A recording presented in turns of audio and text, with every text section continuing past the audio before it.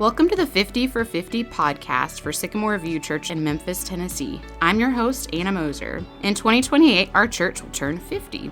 As we look forward to that celebration, we're taking a look back at the stories and people who have shaped our church. 50 stories over 50 months to celebrate 50 years. I encourage you to jump on our website, sycamoreview.org/50-4-50 to watch a short video telling this month's story. We'll be diving deeper into that story here with a special guest each month. So let's jump right in.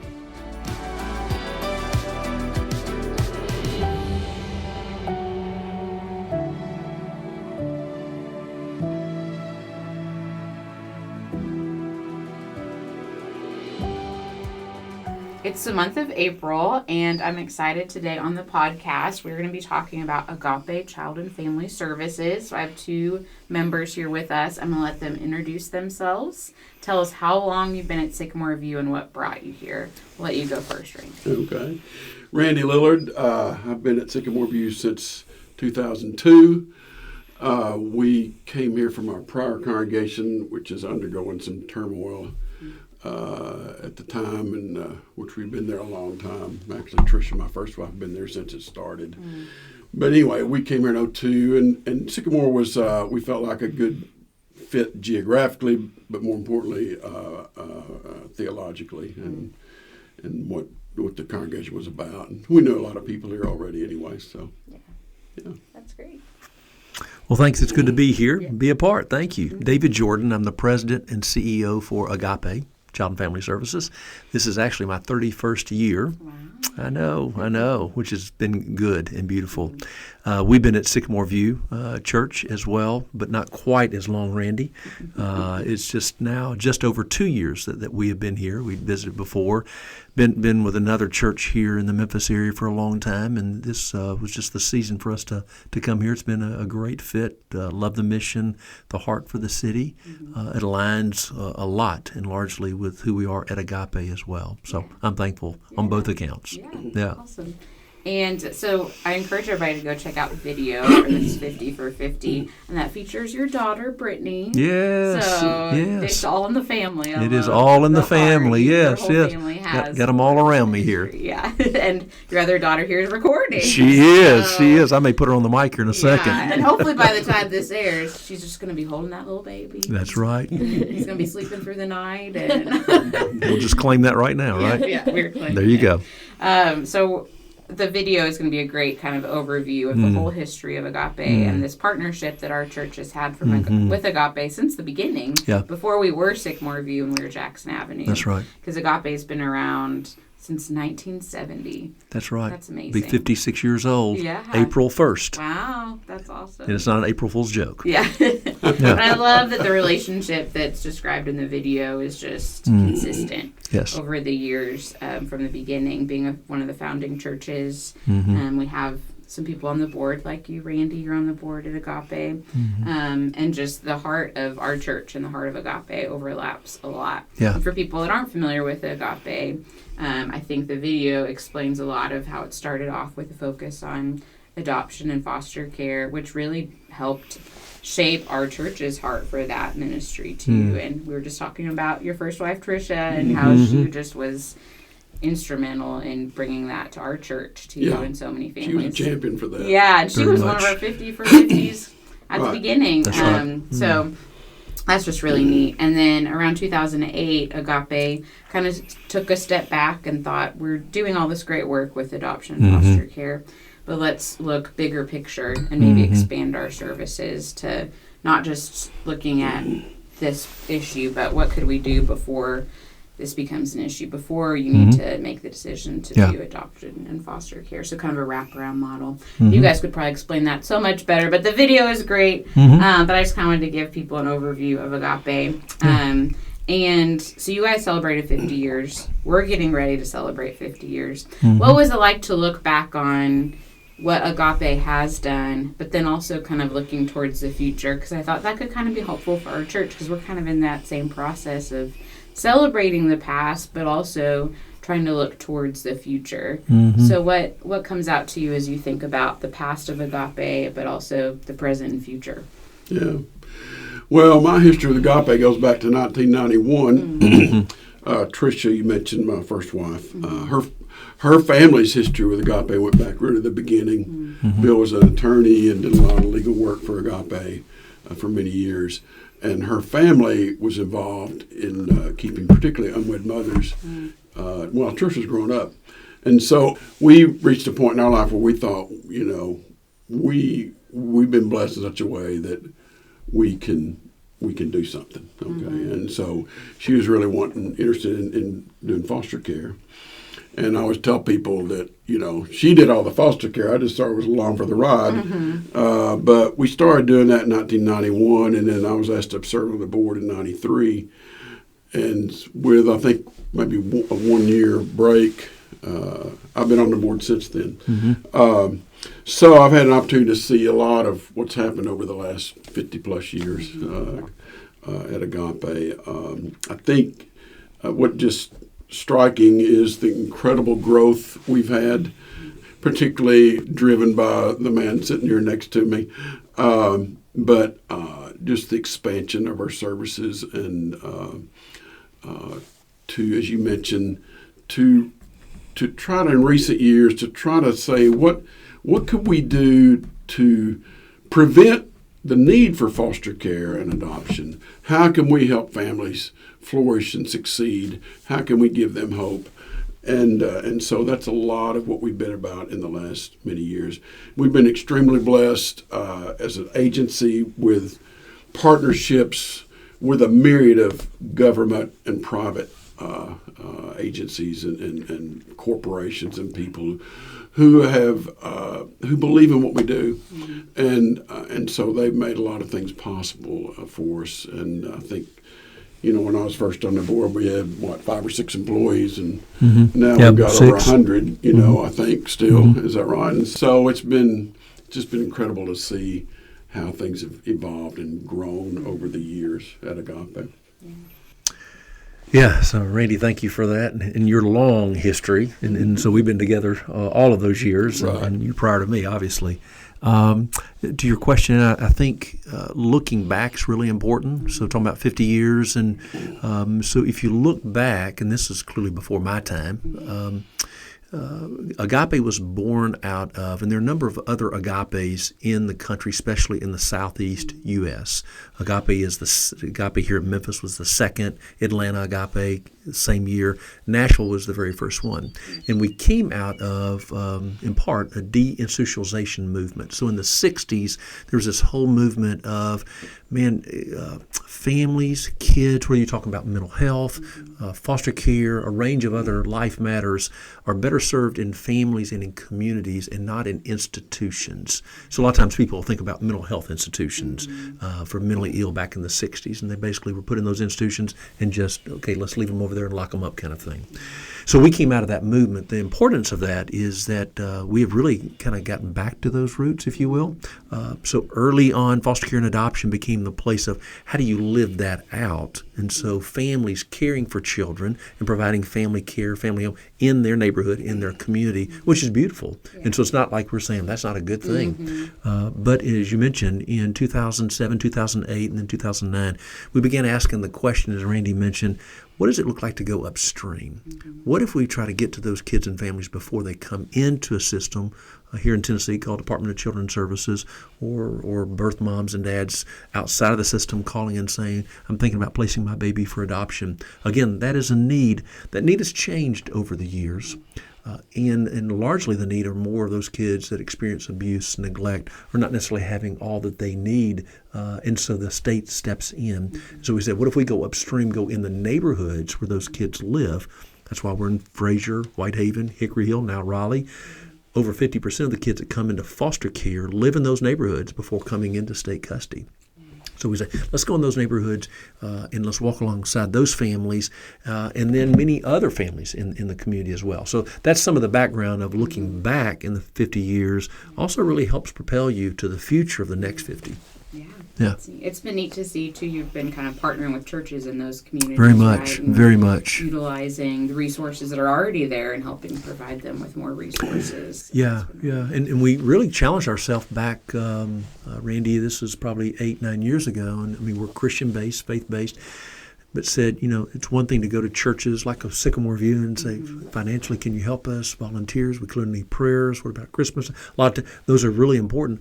What does the transformative work of the church look like in neighborhoods as we partner alongside and we are a parachurch organization? We come alongside the church. And so to your point, numbers of churches that we call hub churches in the neighborhoods that we do the work with, along with being in schools where people live, but really the church-centric, Christ-centeredness, we really enhanced and deepened that over the last numbers of years, I would say. I have said this many times in meetings and stuff, but, I think what we do at Agape just comes straight from the heart of Jesus. And so, a number of years ago, as we were kind of evaluating who we want to work with and that sort of thing at Agape, I just realized there are lots of people who believe in what we're doing. And they may not be in our buildings every week, or they may be in government or wherever, but they appreciate the work that we do at Agape. And we found that to be true. There's lots and lots of people who we may not agree with at every theological point, but they believe in Jesus, and they believe in the work that we're doing to try to help children and families. And so it's been cool to see that. Yeah, that's neat. I know that just within this past year, the word hope has become a big anchor for Agape. Yeah. Can you tell us about how that shapes what you do and what kind of the vision of our whole city, like if we latch onto this vision of hope, how that could make big changes, and how Agape is kind of trying to lead the way in that. Yeah, I appreciate that. And a step back, which connects to this very question, as we began going into the neighborhoods, as I was just talking about in 2008, 2009, and we continue to do this, we ask families, what's working and what's not working? What do you need most? And so families, I need help with my kids in schools. I need help for a job or a better job, a career. I need help around just my family overall, just family dynamics. Man, is there a place that'll pray for me? Is there a place that'll come alongside me? And all those kind of ways. And then at the core of it was, is there any reason to believe there's hope for me or my family? I've seen my grandmom. I've seen generational. Is there any hope for me? And so that was really raised up in the early days. And so as we've moved along, as God has made clear to us kind of next steps, became aware of something called the science of hope, which I know you have heard and been engaged with. And it's an interesting kind of turn on phrase. So to really operationalize hope, and what does that look like? So Dr. Chan Hellman, if folks want to Google this, look him up. Dr. Chan Hellman with the University of Oklahoma gives leadership. Agape began embracing in 2017-18 this science of hope, operationalized as, do you have a goal? Do you have a number of pathways to get to that goal? And do you have the agency and the willpower to stay at it long enough to be able to meet that goal? There are 2,500 bodies of research that would say if you do that very simple formula, rinse and repeat over and over, that being able to get to your ultimate goals is far more likely around job, around education, around relationship health, mental health, around spirituality and faith. And so we adopted that, and we've been engaging that within Agape. And so most people would say, yeah, if your hope goes up, you're probably doing better. Well, the data shows that's exactly true. So our parents, they're doing better with higher hope. Our youth, doing better with higher hope. So I met with our mayor, city mayor, Memphis, Mayor Paul Young, back almost a year ago. It was April of 2025. And said, Mayor, I know who you are. We've been friends a long time.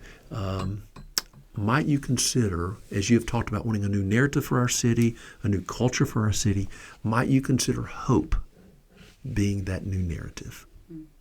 And Mayor said, I'm intrigued. I believe that. And I said, I know you do. And he had some questions, and so we got back together about a month later, walked through those questions, and he said, David, I'm on board. What do you want me to do? Just basically say, yep, I agree.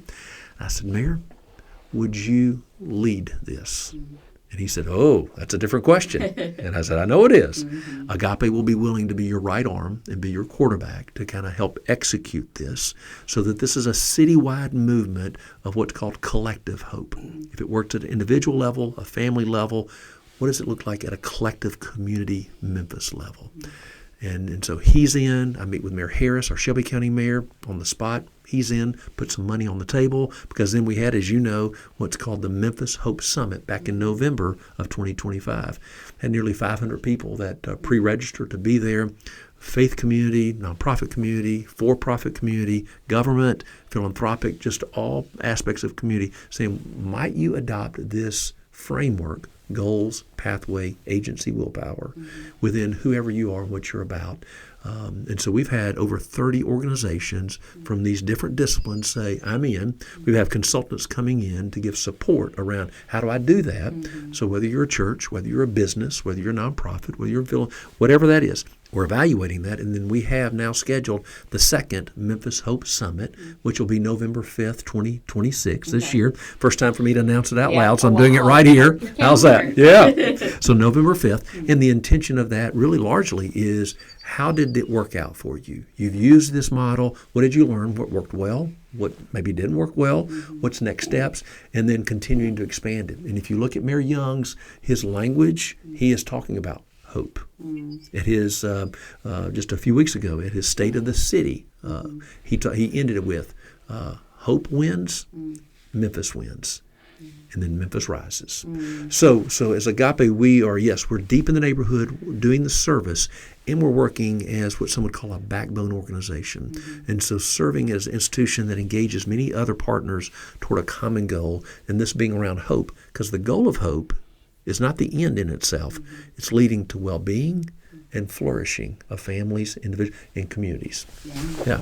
That's beautiful. That gets me so excited. I just think thank you. It's just neat that's what strategic partnerships are all about. Yes. Agape is one of our strategic partners, that if we all are working together and have a similar goal, then we're stronger than trying to, we're doing this over here, you're doing this over there, but we don't really know what each other's doing, and we're not necessarily working towards the same goal. But and just that, I think we can all identify with a hopeless feeling. That's right. But then we also know that, like, man, if I got in a really bad situation, I know I have all these different people that I know that could help provide me with the pathways and the things to get on the path that I want to be on. But some people don't have all of those resources. Yeah. So just to think about all of these partnerships working together to try to give people hope, I think is a beautiful thing. You know, it's I guess a bit ironic, but as I thought about that, Agape's been about hope for 56 years. Yeah.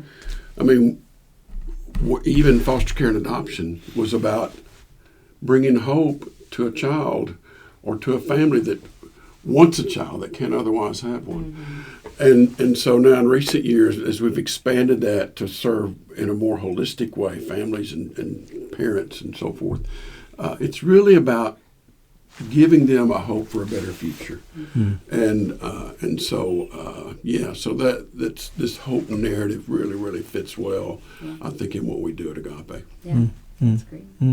Well, I'm really thankful for both of you. And Randy right now he's a shepherd at our church too. And you're the lead shepherd this year. And so leading our meetings and all of that. So you're in a lot of meetings, I'm sure, on a usual basis. But just thankful for both of your leadership in Agape and in our church, and both of your families and all the ways that you're connected to us.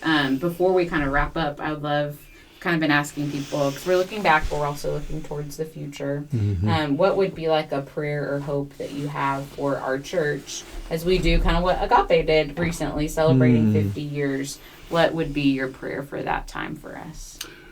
Well, for me, we've had, as you know, as kind of our byline theme, mission, helping people see Jesus. And for 30 plus years, I have just felt this keen feeling that that's what we're all about. It's about Jesus. It's not about anything else. It's not about how many songs you sing or anything. It's about Christ. And so I really appreciate the fact that we keep that focus here at Sycamore View. And so my my dream and hope for the future is that we'll never lose that focus. Because if we do, we're something different than what we need to be. And of course, then that focus then really drives how we interact not only with each other, but all the people in our community that we're trying to connect with and serve. So to me, it's just, I just hope if I'm here 30 years from now, I hope we're still saying we're helping people see Jesus, which means we got to see him ourselves. Okay. And so align with that, seeing Jesus, what did Jesus talk most about and what was most important? A common word for him was kingdom. And so if you see Jesus, then you see him talking and living out kingdom. His prayer, that kingdom come on earth in Memphis at Sycamore View as it is in heaven, and that being an ongoing revelation of reality, but also a tension. And so there's always that tension. And so for me, very concretely, if you look at Memphis, and it's becoming true of most urban cities, Memphis and U.S. cities, urban cities, are becoming more like European cities, where the poor live around the city. We often have talked about inner city youth. Well, that's a thing still, and it's really becoming a donut. And so if you look at Memphis, you look at this community, you look at the Bartlett area, it's growing, has been, and looks like it's going to continue to grow in that kind of way. And it's connected to this larger movement of where people are moving and living. And so what does kingdom come look like for the poor, the widow, the sojourner, all of those that most were significant to Jesus in the kingdom work? And so I would pray and hope for Sycamore View to lean into that even more, especially as this community changes. And specific to Bartlett, you've got Mayor Parsons, who he and I have talked, and he's giving leadership around what does that mean here in Bartlett very specifically, and bringing faith leaders and churches together. The Joshua Project is one example, but they're all kind of. So Sycamore View is a key and critical church, in my opinion. What does it look like now to even springboard off of its history into what is true in the community now, and as Jesus would view, as we see Jesus, and he would say, I'm looking for kingdom come now here in this place. Amen. Yeah, that's great. And I think Agape has been a part of the kingdom coming too in Memphis. Just wrap around to that. And by the way, we would like to be a part of that still. Yeah, so thank you. We can't do it alone. No. Together. That's right. It takes a village. That's right. It takes our whole city wanting to do that. So I appreciate both of those thoughts. So thank you again for joining us. Thank you. And we'll be back again next month with a story. We're not really sure which one yet, but it's going to be great. So we'll see you back here in May.